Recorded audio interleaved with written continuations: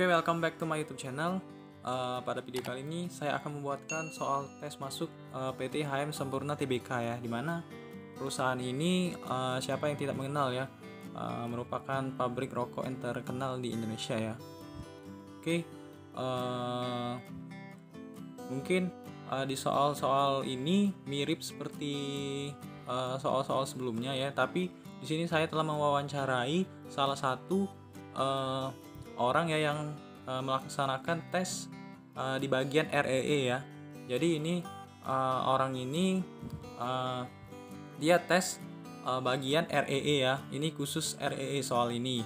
Jadi untuk bagian ini di sini ada digunakan soal cerita menggunakan bahasa Inggris ya. Jadi di setiap bagian ini yang telah saya survei bahwa untuk masuk PT HM Sempurna ini untuk bagian masing-masingnya memiliki soal tersendiri ya. Jadi ini untuk bagian tes dari REE ya. Sekali lagi saya infokan. Jadi di sini ada terdiri dari soal cerita yang merupakan soalnya ada bahasa Inggris. Oke. Kemudian ada soal deret ya. Soal deret angka. Kemudian ada soal tes gambar ini ya, seperti ini. Kemudian ada sinonim dan antonim. Oke. Kemudian ada tes lanjutan. Di mana ada tes kepribadian, kemudian menceritakan diri Anda, kemudian pertanyaan terakhir, kenapa kami harus meng-hire Anda. Jadi satu-satu nanti akan saya jelaskan. Kita langsung saja masuk ke soal pertama, soal cerita. Sini. Sultan has a marble as many as 140 pieces ya. Then he distribute the marble to 6 of his friend. Jadi each 10 pieces. Jadi di sini maksudnya kemudian dia memberikan atau membagikan kelerengnya ini ya, kelereng kepada 6 temannya sebanyak 10 buah masing-masing. Kemudian ditanya adalah berapa banyak Sultan sisa dari kelereng si Sultan. Saya jawabnya menggunakan bahasa Indonesia agar lebih mudah ya. Jadi di sini 6 teman Sultan dikalikan 10 buah kelereng ya, karena ini kan 6 dia memberikan kepada 6 temannya dan masing-masing 10 buah. Jadi kita kalikan dulu jadi hasil 60. Kemudian sisanya karena dia memiliki 140, kita kurangkan 60 jadi 80 ya. Oke, seperti ini nomor 1. Kemudian nomor 2, Satria has a money 6 juta ya, 6 juta dan he buys, dia membeli 35 inch TV ya, TV yang berukuran 35 inch seharga 2.250.000 dan ternyata evidently that the television he book yang dia beli mendapatkan diskon sebesar 30% ya. Dan kemudian si Satria lagi juga membeli menggunakan uangnya untuk membeli mobile phone, membeli HP seharga 1.250.000. How much is Satria remaining money? Jadi berapa sisa uang Satria sekarang ya? Langsung saja kita pembahasannya di sini.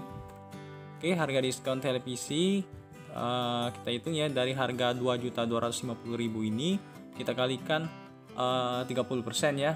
Jadi 30% dari 2.250.000 ini adalah 750.000. Kemudian harga televisi setelah didiskon, jadi kita kurangkan saja ya. Jadi yang 2.250.000 ini kita kurangkan 750 yang telah didiskon tadi ya.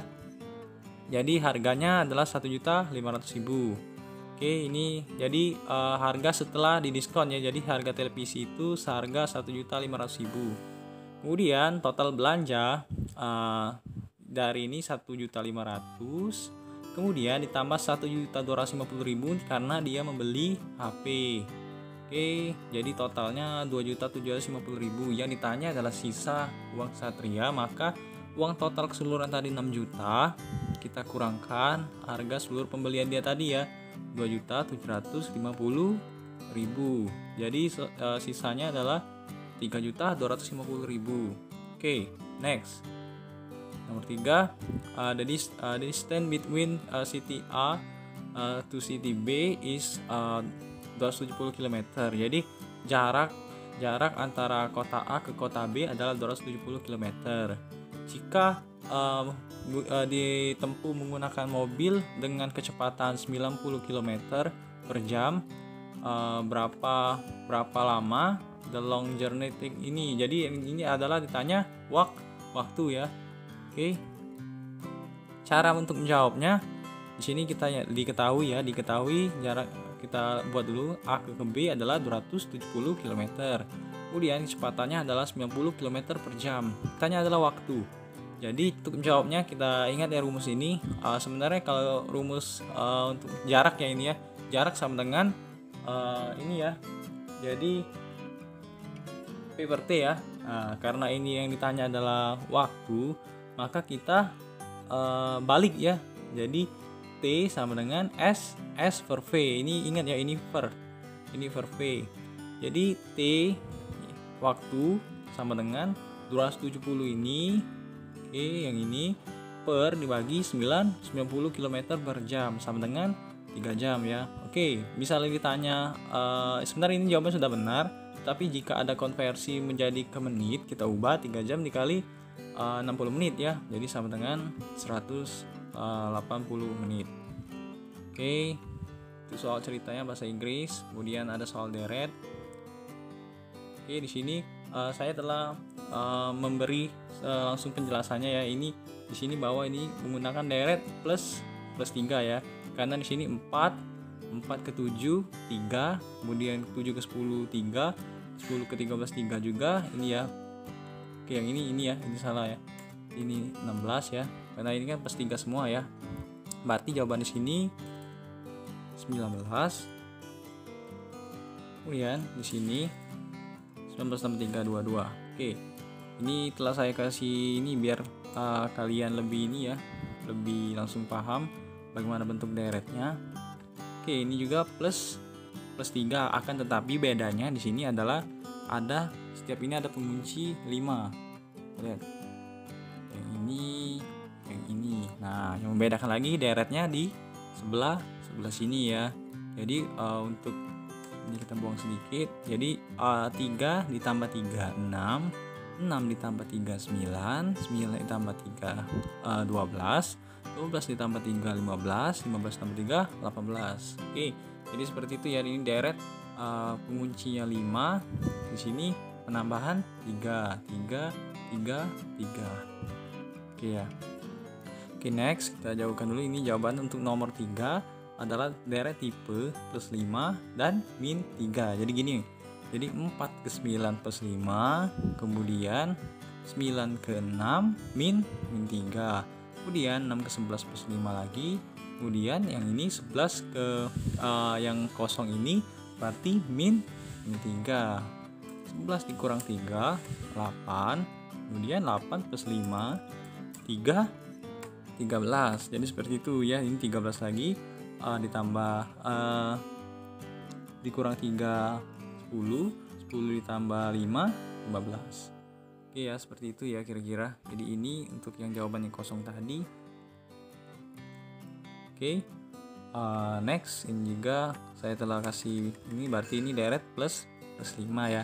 Dari sini 1 ke 6 5 5 5 5. Berarti di sini jawabannya adalah 21 tambah 5 26. Kemudian 26 tambah 5 31. Oke. Nah, di sini juga untuk yang ini kita lihat, ini deret pengunci lagi 5, yang ini 3. Oke. Ini jangan sampai ketipu ya dengan 3 ini, karena ini 3 ini merupakan pengunci seperti yang tadi. Jadi di sini kita hanya hitung untuk mundur ini ya, 5 4 3 2, berarti 2 dan 3 ya jawabannya. Oke, di sini 2, di sini 3 lagi karena 3 ini pengunci. Oke, itu ya. Untuk soal deret angka, kalian pelajarin di video-video saya yang sebelumnya juga ada soal-soal seperti ini, tidak berbeda jauh. Oke, next, ini ada soal gambar ya, sama. Intinya kalian pelajari tentang tes verbal, baik itu bangun ruang, sinonim antonim nanti ya. Oke, tes intelijensi biasa ya. Oke, untuk yang nomor ini kita lihat bahwa di gambar ini di sini kita untuk gambar selanjutnya ya. Oke. Dari sini kita lihat bahwa di sini ada berapa titik sudut, kita hitung ini. 4, 6 ya, 6, dan dalamnya ada 4 kotak hitam. Kemudian di sini ada 5 titik sudut dengan 3 titik hitam. Kemudian di sini ada 4 titik sudut dan 2 kotak hitam. Berarti gambar selanjutnya adalah memiliki 3 titik sudut dan 1 kotak hitam, yaitu jawabannya yang C. Oke.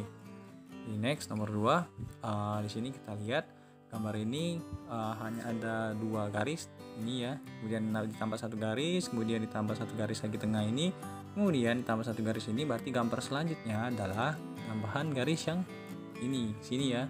Oke, jadi gambar yang sesuai ialah yang A.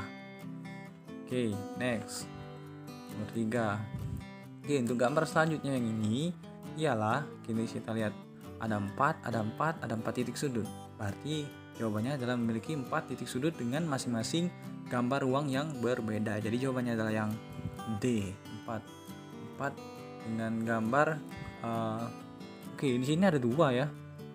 Oke, di sini ada 2 yang memiliki 4 titik sudut, yang ini dan yang ini. Yang membedakan adalah setiap ini memiliki gambar yang berbeda-beda. Jadi di sini ada memiliki 4 titik sudut dengan gambar ini butir sangkar.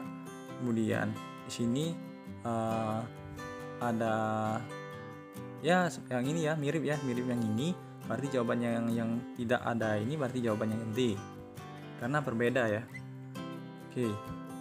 Nomor 4. Ini tes bentuk keempat, sinonim dan antonim. Oke, di sini ini dehidrasi sama dengan apa ya? Jadi dehidrasi itu merupakan kehilangan cairan tubuh. Oke, untuk itu pasti kalian sudah tahu. Oke, untuk selanjutnya kampiun. Kampiun ini sama dengan kata apa ya? Sinonim. Jadi sinonimnya merupakan juara. Pasti kalian sering mendengarnya ya, kata kampiun, baik di permainan olahraga apapun ya, kampiun. Oke, next, sporadis, serangan sporadis. Jadi ini kalau ada tanda seperti ini berarti ini adalah antonim. Jadi kita lihat antonim dari kata sporadis. Sporadis ini merupakan sering ya, sering. Nah, jadi lawan kata sering ialah pasti jarang. Oke, untuk next tahap. Nah, di sini ada tes lanjutan. Di mana tes lanjutan ini terdiri dari ada tes kepribadian yang isinya setuju atau tidak setuju. Oke, di sini usahakan kalian pilih yang yang sesuai dengan pribadi kamu, tetapi yang terpenting kamu setidaknya pilihlah jawaban yang ibaratnya baik ya, baik bagi perusahaan maupun baik bagi anggota lain ya, seperti itu ya. Jadi pilihlah seperti itu. Oke. Jika misalnya ada pernyataan yang kurang mendukung perusahaan, pilihlah kata yang tidak setuju. Oke. Tes kepribadian ini sama seperti tes-tes BUMN lainnya ya, atau swasta lainnya. Kemudian yang kedua ada tes menceritakan diri Anda. Di sini kalian ceritakanlah diri Anda selengkap-lengkap mungkin dan sedetail mungkin. Beri juga kelebihan dan kekurangan kamu. Ingat ya, untuk kekurangan kamu jangan lupa, jika kalian ada kekurangan, terus kalian kasih solusi dari kekurangan kalian ya. Jadi misalnya kalian kekurangannya apa dan kasih solusinya, jangan lupa. Oke, untuk tahap terakhir ditanya kenapa kami harus meng-hire Anda. Jadi jawablah jawaban yang yang memberikan bahwa kamu itu layak untuk direkrut oleh PT HM Sempurna ini ya. Jadinya kalian pelajari saja entah di mana. Oke, inilah tes-tes yang akan kalian hadapi jika kalian mengambil bagian di REE ya, di PT HM Sempurna. Oke, sekian. Mungkin itu saja. Oke, jangan lupa subscribe, like, dan komen ya jika ada keluhan atau apapun.